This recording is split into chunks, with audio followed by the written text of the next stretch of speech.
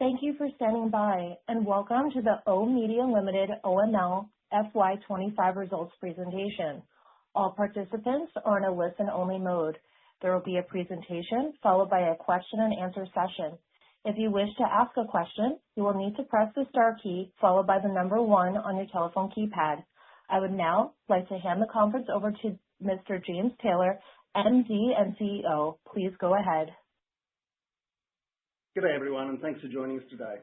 I'm James, and I joined oOh! Media as CEO and MD on the 8th of December.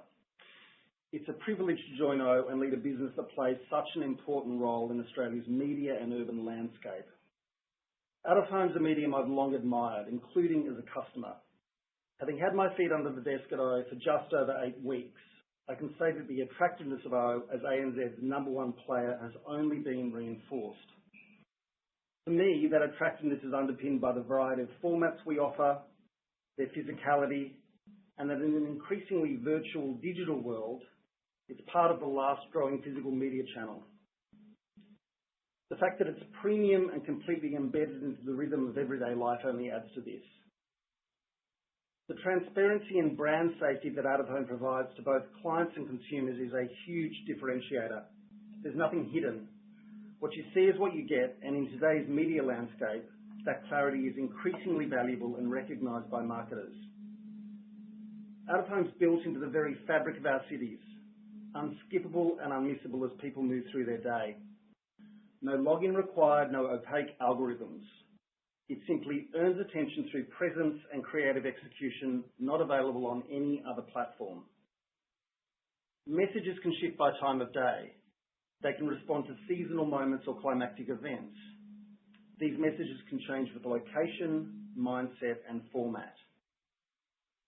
The way brands earn attention is shifting, and increasingly, out-of-home is moving to the centre of the media plan for marketers as they build out their creative and advertising strategies.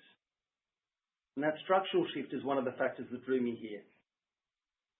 There's one other very important reason I joined oOh! Media. We're independent and we're specialists. This means we're singularly focused on doing what's right for our customers by selling what they want in the way they want to buy it, not what's convenient for a broader portfolio. It gives us one very clear job: make out-of-home work harder for our customers every day. Now, this combination of physical scale and innovative delivery is incredibly powerful, and the data reflects that. Out-of-home now captures a record 16.5% of agency media spend and continues to outperform other major media channels. It's increasingly earning its place as the first media platform. And against this backdrop, oOh!'s position as market leader was a huge drawcard to me. oOh! Has unmatched national scale, a multi-format network of more than 30,000 assets, underpinned by strong, long-tenured client relationships. Through my career, my focus has been on driving business improvement through disciplined execution, turning strategy into delivery and ensuring teams move fast with clarity and accountability. I joined oOh! With that mindset. My focus will be on accelerating delivery, building on the strong foundation already in place, while sharpening how we convert category strength and network scale into consistent performance. Looking forward, there are several clear opportunities. The first is to unlock more value from the network itself through smarter pricing, improved mix, and performance. We have an extraordinary asset base. The opportunity now is to ensure we're fully leveraging its breadth, flexibility, and impact to better align with how our customers plan, buy, and execute. Supporting this plan is the new industry audience measurement system, MOVE 2.0, which I'll refer to simply as MOVE from now on, which significantly builds on the trusted and transparent foundations established under earlier iterations. Launching next month, the evolved MOVE, which for those interested stands for Measurement of Outdoor Visibility and Exposure, will represent a step change in measurability and insights for our advertisers. Further to my earlier point around the increasing intelligence of this channel, the new MOVE will see the arrival of a more contemporary out-of-home audience understanding, more granularity, more segmentation, and deeper insight into how location and time of day shape impact. It will be the most sophisticated out-of-home measurement system anywhere in the world. Move represents a landmark moment for the Australian market and will bring out-of-home even further to the centre of contemporary accountable media planning. We expect the upcoming relaunch of Move to particularly serve as a catalyst for the retail channel. Its enhanced measurement capability will more clearly demonstrate the superior quality of our assets and the unmatched scale of our network compared to our competitors. And as the market landscape evolves, so too must the way we operate our business. The expectation from our customers is clear: speed, simplicity, consistency, and delivery that matches the promise we sell. And in that context, I want to be direct about my early observations about how we're delivering on this promise. In some areas, we've not been executing well enough, and we've not been moving fast enough for our customers. Legacy systems and navigating the size of our network has held us back and has contributed to us ceding market share. In CY26, we must do better. The business took action in CY25 to uplift sales execution, and I can see there has been real progress in this area. The energy, discipline and focus I'm observing in this specialist out-of-home sales team is translating into true momentum, with more work and train to deliver better outcomes in CY26. Moving beyond sales execution, I see real potential in reviewing core elements of our operating model to increase the pace and efficiency of delivery. I'll speak about this in detail in a moment. Technology transformation is a key enabler of sales execution improvements.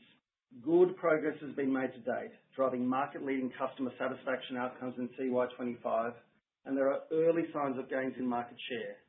But again, we need to move faster. Over the year ahead, my focus will be on further integrating our systems, improving real-time visibility, and accelerating automation in a disciplined fashion. It's about doing more with what we've got and delivering faster. Our retail channel is performing below our expectations. This reflects a combination of factors, including a competitive landscape, especially in the FMCG space, and the fact that, until the relaunch of Move in March, the full reach, effectiveness and quality of our retail network is not yet fully visible to advertisers. We continue to believe in the long-term opportunity in retail and will provide a further update on our strategy for both retail and Rio at our AGM in May this year. Turning to slide 5. Focusing on our supply chain and asset management, I see a significant opportunity to optimise our end-to-end operations to deliver cost savings and operating efficiencies. We've conducted an initial diagnostic that demonstrates opportunities to redesign core operating processes, which to this point have never benefited from an end-to-end review. This area of our business has an annual expenditure of over $100 million that is split between non-rental cost of goods sold and CapEx. Improvements will focus on the end-to-end operational processes of planning, procuring, assembling, installing, activating and maintaining all screens across oOh. Simply put, we need to get assets in the ground faster and at lower cost and shorten time to revenue. We also need to operate and maintain them more efficiently through their life. The first phase of this work will focus on low-risk initiatives that can be implemented relatively quickly and are expected to be cost neutral in FY26. I'll be able to share more detail of this work at our AGM in May this year. Turning to the next slide. Now, you're all familiar with this slide, and as I touched on earlier, I won't dwell on it, but it neatly encapsulates the structural attractiveness of the out-of-home market, as evidenced by 3 consecutive record years of share for out-of-home. Slide 7 outlines how our largest and most sophisticated clients, typically multinationals and large FMCG companies, are investing more of their ad spend each year with oOh. We're increasingly seen as a foundational partner to deliver their media plans, leveraging the breadth and depth of our national network, coupled with strong investment in high-impact premium assets and environments. I'll now turn to the highlights from our CY25 results before handing over to Chris to cover the results in more detail. From an operational perspective, as I alluded to earlier, the business made meaningful improvements in sales execution, including aligning sales and marketing under a single structure to accelerate speed to market, to strengthen our go-to-market and product positioning, and to bolster the senior sales team with impressive talent and expertise. These changes are already delivering results, with vastly improved customer engagement and wins in key customer commitment volumes. Over the past 12 months, oOh also progressed a number of new premium asset rollouts. Sydney Metro continues to perform exceptionally well, while the rollouts of Waverley and Woollahra councils are largely complete, giving us a strong footprint across the high-value Eastern Sydney corridor. We also launched our Melbourne Metro assets, where early performance is exceeding expectations. We secured several landmark contract wins in 2025. These included Transurban's large format contracts in Melbourne and Brisbane, adding 42 premium motorway sites to our network and further strengthening our national road position across all 5 capital cities. We also secured Transport for New South Wales within Sydney Metro, reinforcing our leadership in rail. Following the non-renewal of the Auckland Transport contract, we also reset the New Zealand cost base, reflecting oOh!'s commitment to operating cost discipline. I'll now hand over to Chris to talk through the CY25 results in more detail. Thanks, James, and good morning all. Turning to slide 11, which provides a high-level overview of our full-year financial performance. Revenue of $691 million represented top-line growth for the year of 9%. This was a performance of 2 halves, with a record first half delivering revenue growth of 17% and a subdued second half of the year with revenue growing at 2%. The second half softness reflected the pressure on advertising budgets, lower consumer spending, and the non-renewal of the Auckland Transport contract. Over the same July to December period in Australia, total agency media revenues per the Standard Media Index declined by 5%. Despite these forces, the business achieved the guidance we provided in the early November trading update across all metrics provided. Gross margin declined by 1.5 percentage points to 43.2%, and I'll go into more detail on this later. We remained firmly focused on cost discipline throughout the year, reflected by the underlying operating expenditure increasing by only 3% in line with inflation. Adjusted underlying EBITDA increased by 8% to $139 million, and adjusted underlying NPATA grew by 7% to $63 million. The results were impacted by a $30 million impairment charge relating to the New Zealand business following the loss of the Auckland Transport contract. Finally, the board declared a fully franked dividend of 4.0 cents per share, up 14% on the prior year. Turning to slide 12, which breaks down revenue by format. Billboards remains a core growth driver, up 10% year on year. This reflects continued advertiser demand for large format, high impact assets and the strength of our national billboard portfolio. Street and rail delivered growth of 11% due to exceptional performance from Sydney Metro alongside the rollout of Woollahra and Waverley council assets. Retail finished the year 6% lower, driven by an increasingly competitive market. As James noted earlier, a further update as to how we are responding in this format will be provided at the AGM in May. Airports delivered a standout result, growing 29% for the year, driven by continued recovery in travel, with revenues now returning to pre-COVID levels. Office and study declined 7% over the period. This remains a smaller part of the portfolio, and our focus here is on improving sales execution and monetizing the benefits of these formats being included into Move for the first time from March. The other segments largely reflected growth of revenues in Rio. Overall, from a market share perspective, oOh!'s share of the Australia-New Zealand out-of-home market was 35% in CY25, compared with 36% in CY24, with the 1 percentage point decline largely attributable to the loss of Auckland Transport. Encouragingly, the Australian market share was held in the fourth quarter.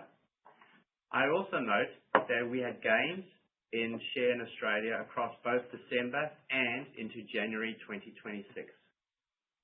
I'll now turn to the profit and loss statement on slide 13. Gross margins declined by 1.5 percentage points year-on-year, driven by higher fixed rents from new premium contracts, higher agency performance-linked incentives, and adverse channel mix. A waterfall chart of the individual cost of goods sold components is provided in the appendices. Operating expenditure increased 3%, broadly in line with inflation, despite continued investment in RIO and technology, reflecting the impact of the cost-out program announced at the end of CY24. This also includes the cost of the CEO transition and the restructuring of the New Zealand business, with a waterfall chart provided in the appendices. Adjusted underlying EBITDA grew 8%. Statutory results were impacted by the 30 million non-cash New Zealand impairment charge announced in August with the interim results. Adjusted underlying NPATA grew by 7% to $63 million. Now, turning to the cash flow statement on the next slide. Operating cash improved materially with $82 million generated, up $35 million on the prior year. Operating cash flow to adjusted EBITDA conversion improved to 59% from 37% in CY24, reflecting improved earnings and partial normalization of working capital. This included a softer second half in terms of operating cash flow conversion, with prepayments for expenses and non-cash earnings related to media for equity arrangements being the key drivers. Capital expenditure increased to $54 million, consistent with the investment in growth and digitization, and in line with the guidance provided of $53 to $63 million. Free cash flow improved to $28 million, representing a $20 million increase on CY24. Turning to slide 16, you can see that the new contracts won since 2023 contributed $22 million in incremental CY25 revenues, in addition to the $7 million generated in CY24, thus representing $29 million in total new revenues per annum generated since early 24. This in-year contribution was not as strong as expected earlier in the year due to timing delays and a softer than expected media market in the fourth quarter. Excluding Auckland Transport, the rest of the business contributed $42 million of growth during the year, with retail headwinds as outlined by James earlier. Since 2023, over $90 million of new contracts or significantly enhanced contracts have been secured. These set the platform for growth, and it is expected that we will achieve the full run rate in 2028. Moving on to slide 17. As you can see, the lease expiry profile remains a key strength. There are no major contracts due in the short to major term. No single contract represents more than 5% of CY25 revenues, and more than 60% of CY25 revenues attaches to contracts extending to 2029 and beyond. This represents the strongest lease profile over the past few years, which is a function of the major renewal efforts over recent times. This positions the company to target growth opportunities going forward. I will now hand back to James. Thanks, Chris. And finally, slide 19, the outlook for the year ahead. We've started the year with encouraging momentum. Australian Q1 media revenue is pacing at +7%, with the group pacing at +2%. At a market level, out-of-home is expected to continue taking share from other media sectors, and as the category leader, we're well positioned to benefit from these structural tailwinds.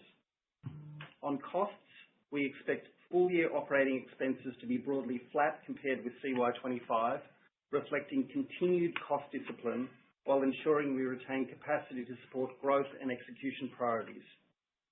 CapEx for CY26 is expected to be in the range of $55 to $65 million, largely directed towards new advertising assets and contingent on development approvals. Finally, we expect gearing to remain within our target range, at below 1 times adjusted underlying EBITDA. To close, in CY25, oOh!'s performance reflected the continued growth and resilience of the out-of-home sector. Despite more subdued market conditions in the second half, the business delivered solid full-year revenue and underlying earnings growth. We enter the next phase with a clear focus on execution. My priority is to ensure we deliver for our clients and shareholders with pace, consistency, and discipline. I look forward to providing a more fulsome strategy update at our AGM. We'll also hold an Investor Day in the second half of CY26 in order to bring our strategy and network to life for our investors. With that, I'll open to Q&A. Thank you. If you wish to ask a question, please press star one on your telephone and wait for your name to be announced. If you wish to cancel your request, please press star two. If you're on a speakerphone, please pick up the handset to ask your question. Your first question comes from the line of David Fabris with Macquarie. Please go ahead. Good morning, and thanks for taking my questions. Can I just start off with that revenue pacing? I can see it's 2% in 1Q26, but Australia is tracking plus 7%. I mean, how confident are you that this sticks? Is there any catalyst for it to accelerate or decelerate? I guess I'm trying to understand the visibility or any nuances in there. Thanks for the question, David. James here. Look, we've given guidance for Q1. I think it'd be too early to call Q2 at this point. I'd remind you that the second quarter last year was historically high. We're confident in Q1. We're confident in our market position. We come into the year with some strong momentum. We took share in both December and January. And of course, we're keeping a close and disciplined eye on our cost base to make sure we can deal with the volatility in the broader macroeconomic environment. Yeah, got it. And then just thinking about 2026, I mean, you've got some contracts that are annualizing. There's probably some new contracts that are coming through as well. Can you just walk us through the contribution from the annualization, the new contracts through 26? And then can you maybe help us understand where pacing would be without these contract benefits? Sure, I'll take that, David. Hi.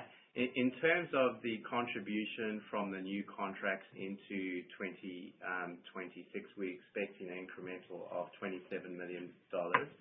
I don't have the pacing in terms of what it would be exit that. One of the key things, obviously, to bear in mind is when we form in a view of what these new contracts are going to generate, it's as a function of also what the total media market is doing. And as James outlined earlier, just simply too soon to be able to make a call on that. Yeah, okay, got it. And just one last question from me. Just on Move 2.0, I think it's coming possibly in March, and I feel like there's broad consensus that it's a net positive for out-of-home. But not all assets will get the same rating. Some will benefit more than others, and some might see a negative impact. I mean, how do you feel about your portfolio? Are you thinking about Move 2.0 as a net positive, and could this be a catalyst for an acceleration of market share gains for out-of-home at an industry level? Yeah, I think that's a great question. Thanks, mate. It's coming on the 9th of March is the launch date. We're really excited about it. It's been a while coming. It does a couple of things for us. One, it really improves the accountability, measurability of out-of-home. It's a world-class measurement platform. I spoke in my opening remarks about the particular impact it will have on our retail network, but it will also have a similar impact on our city assets, those in office towers, which have hitherto not been measured. Net, we think is a positive for the industry and a positive for us, and we're really looking forward to being able to have different conversations with our clients about the value of our network and the accountability of the network. Got it. Thank you very much.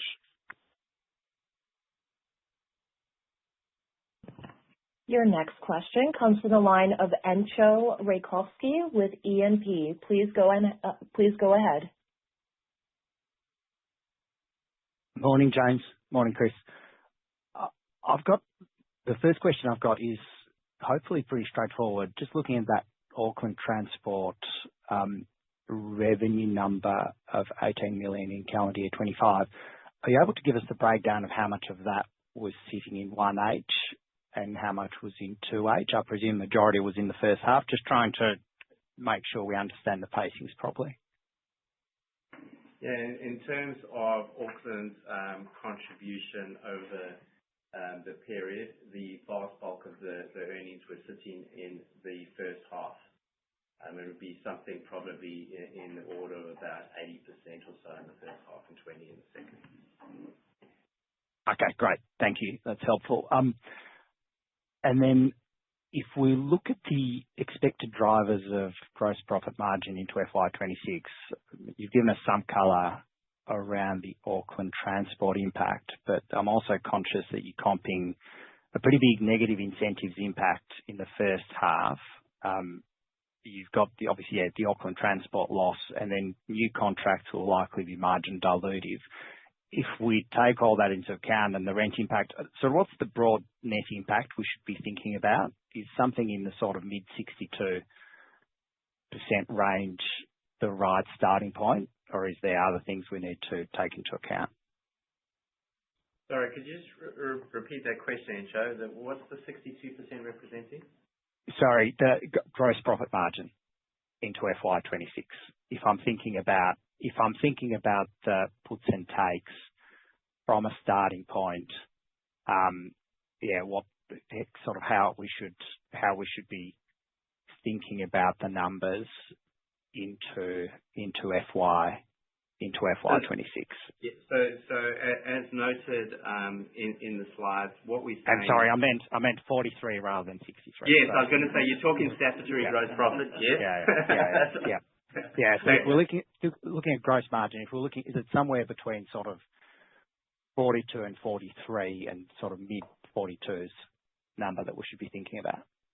Yeah. So as we stated, is what you need to think about is that Auckland Transport contributed 70 basis points of gross margin that's not going to be there again in 2026.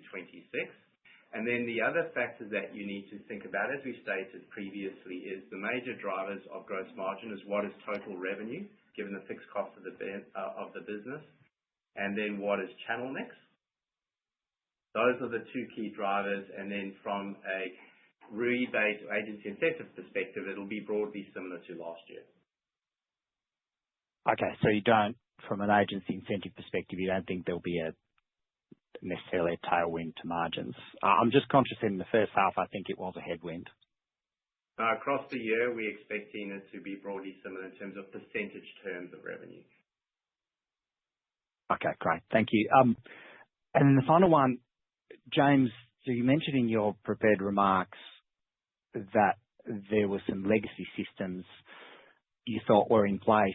I guess, how are you thinking about the need to reinvest or to invest to update these systems? And I mean, if that's required, I don't know if you're able to give us any sort of broad sense on the quantum of that investment.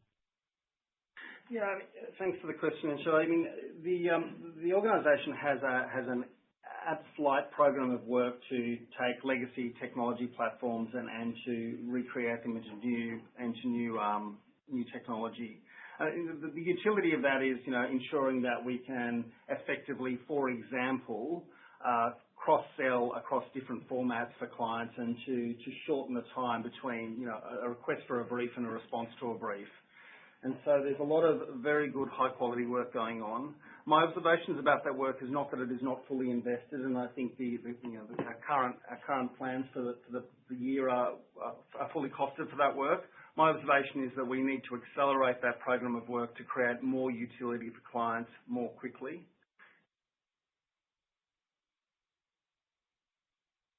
Okay, thanks, James.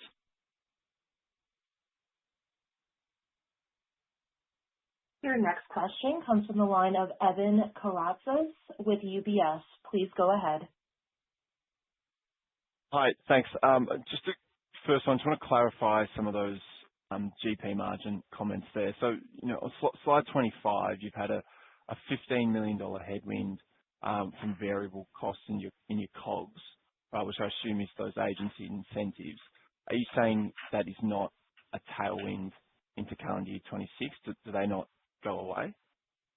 So no, in that variable cost, that is just one of the items in there. So the other things that you've got in there is standard agency commission, which is about 10% in Australia, 20% in New Zealand. You also have variable rent. So there are a whole number of items contributing to that variable cost increase. And part of what's in there as well, which we touched on previously, is adverse channel mix. So as you know, a lot of the growth last year came from our airports and our rails divisions, which are predominantly variable rents. Okay. All right. So that's fine. So then if we take the GP margin delivered in calendar year 25, the 43.2, you take off the 70 bips, you're at a starting point of 42.5. Like, is there any perspectives you can provide on just how you're thinking from that base of GP margin into calendar year 26? I'll just go back to the answer that I provided, I think, to David earlier, which is the things that you need to then form a view on in terms of what gross margin we should be looking at is what is the total top line growth and what's happening with a channel mix perspective. And, certainly in terms of channel, as James touched on earlier, rail is going fantastically well with the quality new assets that we brought online, plus an airport. So that would be something that if it continues through into 2026 would be gross margin dilutive. Evan, it's James here. I thought I'd just add a bit of colour. You understand that it's, there's a high fixed cost within the business, and you would understand the meaningful role that revenue fluctuations have on our gross margin. And of course, at the moment, that's compounded by some volatility and some broader macroeconomic factors. We don't want to provide guidance where we don't have a good visibility of outcome. Chris disclosed the 70 basis point impact into next year of the Auckland Transport contract loss. I think the other thing I'd say is that you should be reassured that we've got consistently disciplined cost control in place, and we've provided guidance that we expect our OPEX to be broadly flat. I'll reiterate what I said up front, that we've done a lot of great work at the pointy end of the business in sales execution and sales enablement, and we're seeing good traction there and some good momentum into this year. Share gains in both December and January. And now we're focusing on what I regard as the back end of the business, is making sure that we've got the end-to-end operating model and supply chain settings right, so that the operating leverage of the business is maximised, whether it's great trading conditions or more challenging trading conditions. Yep. Okay. All right. No problem. Thanks. Appreciate all the extra information. Thanks. Your next question comes from the line of Brian Hahn, Morningstar. Please go ahead. I'm not sure who this question should be directed to, but can you please comment on what type of competitor QMS has been over the past few years? And do you expect any big changes in competitive dynamics going forward? I think QMS has been a good, motivated competitor. We welcome the competition, frankly, and it's sort of competition in all sectors lifts all boats, doesn't it? I think reflecting on the recent acquisition, my view is that it's a stunning endorsement of the out-of-home sector. I think it reinforces what I've been saying about the attractiveness of the sector for some time, acknowledging, I guess, both the structural tailwinds that the sector's enjoying and the unique capacity of out-of-home to deliver outcomes in a way that other platforms can't. And of course, that'll be reinforced by the introduction of Move. I don't know, how long has it been since the transaction? It's been a few weeks, and we've been reflecting on it. And especially as we're the largest and highest quality operator in the sector, we're reaffirmed in our view that being independent and specialist is in the best interest of our clients. And Brian, if you look around the world, the successful proven models in out-of-home are based on independence and specialisation, and that remains our thesis. Thanks, James. While you're there, James, have you had time to look deeper into the foray into Rio? And do you think there's a chance that the Rio project may be scaled back? I just lost the end of that question. The Rio project may be what? Sorry, Brian? Could that be scaled back? Oh, the scaled back. Thank you, mate. Listen, we really continue to believe in the opportunity in retail media. It's a very good fit for our current business, and we think there are opportunities there to help retailers solve problems. It's worth noting the Australian market is a little less mature than some markets around the world, and it would be true to say that the sales cycles have been longer than anticipated. And that said, we've had good interest in from some new clients. Those conversations are ongoing. But I'm going to be in a much better position to give you an update at our AGM in May, and I'll be happy to do so. Thank you, gents.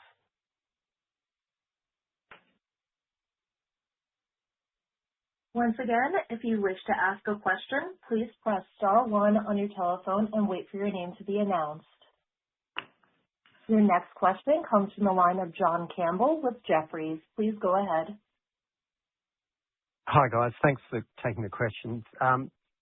Obviously, OML's done a very commendable sort of OpEx management in over the last couple of years in fairly sort of tough consumer times, and flat OpEx guidance into 26 is again, impressive, I guess I might say. But the question would be, how long do you think you can continue to run OpEx at that sort of very low single digit, if not flat? I mean, are you deferring sort of OpEx for waiting for a sort of a turnaround in the market? I mean, really just trying to understand where that's going. Thanks for the question, John. A couple of things is, consistent with what we've done in the past few years is we've been continually seeking areas within our cost base that we can find efficiencies in to fund investment elsewhere. And I think that's quite neatly demonstrated in terms of slide 26, where you'll see that we still have been able to invest where we wanted to, which is tech investments and in Rio. In terms of some of the costs that are in the OpEx space in 2025, as indicated by the two orange columns on slide 26, you'll see you've got the New Zealand restructuring costs as well as the CEO transition costs that we incurred last year. So that does give our platform some real dollar growth, even though we would appear broadly flat overall. Okay, thanks for that, Chris. And just you sort of mentioned systems, etc. In terms of programmatic trading, I mean, I know that JCDecaux has this sort of global platform, it would seem, and they have a big ability to spend, or a bigger ability to spend on technology such as that they can replicate across many geographies. How do you view your programmatic trading platform, say, vis-a-vis JCDecaux, or just in general, do you see it as being at the level it needs to be at? No, we are exposed to programmatic markets. We see that as an evolving part of the sector. Of course, part of the sector I come from is very deeply engaged in programmatic marketplaces. We are investing in our capability there and really building a better understanding of how to expose inventory in those environments in a way that is great for clients and also great for us. And we continue to learn in that space. Yeah, I'd also just add, James, we connected to two of the world's biggest supply-side platforms that operate globally. So you don't feel you're disadvantaged in that sense in terms of the programmatic platform? No. No. Not necessarily, no. Okay. Quickly, just last question for me, and I don't know if you'd be willing to answer this, James, but just do you have any reflections on some of the major contract losses that OML has had over the last few years, Vicinity, Sydney Rail, Auckland Transport, etc.? And I know that the company has always said that they basically meet the return on capital criteria, so the company showed a lot of discipline. But do you have any reflection on those contract losses and whether that's something going forward you would think fighting harder and, I don't know, maybe even accepting a slightly lower return on capital to maintain, to avoid major contract losses? Well, thank you for the question. I think clearly each new contract comes up in a different operating context. And what I'm assured of, having looked at the details, that the organisation demonstrated a really thoughtful, nuanced approach and a disciplined approach to the contract bidding process. And of course, you tend not to win every single contract if you're being disciplined, but I think it's worth noting oOh has won vastly more than they've lost. And indeed, I think the value of those wins accounts for about $90 million in ongoing revenue within the business. So I think the record's actually pretty good. Okay, thanks very much for that.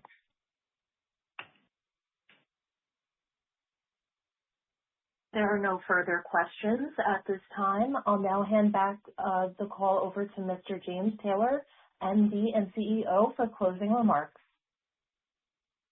I'm grateful for the engagement on the call. I'm grateful for your support of the business, and I'm really looking forward to getting to know all of you a bit better and to see you at our AGM in May, if not before. Thank you.